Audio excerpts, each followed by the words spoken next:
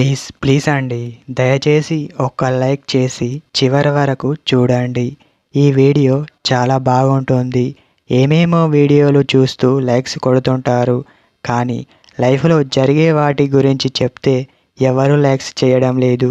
ఇటువంటి వీడియోస్ కావాలంటే తప్పకుండా లైక్ చేయండి. హై ఫ్రెండ్స్, ఎలా ఉన్నారు?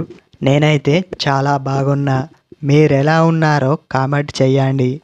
ఈ రోజుల్లో ఇద్దరిని లేదా ముగ్గురిని మెయింటైన్ చేసే వాళ్ళు ఉన్నారు, కానీ కొందరు అబ్బాయిలు నాకు ఒక్క అమ్మాయి కూడా పడటం లేదు అని దిగులు పడతారు. వాళ్ళు మెయింటైన్ చేస్తున్నారు అని కాకుండా సిన్సియర్గా లవ్ చేద్దాం అనుకునే వాళ్ళకు ఒక్క అమ్మాయి కూడా దొరకడం లేదు అని అనుకుంటూ ఉంటారు. వాళ్ళు అమ్మాయికి ధైర్యంగా చెబుతున్నారు కాబట్టి అమ్మాయి వాళ్ళను లవ్ చేస్తుంది. మరి మిమ్మల్ని ఎందుకు లవ్ చేయాలి?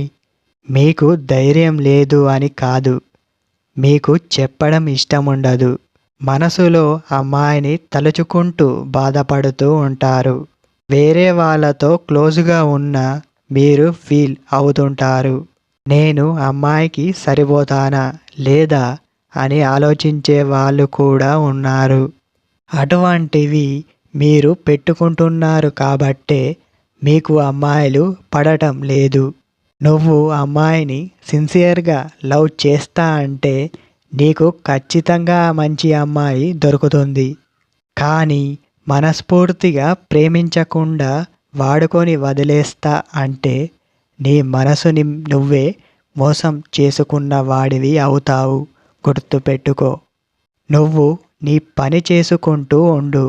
నీ లైఫ్లో ఖచ్చితంగా ఎవరో ఒకరు వస్తారు.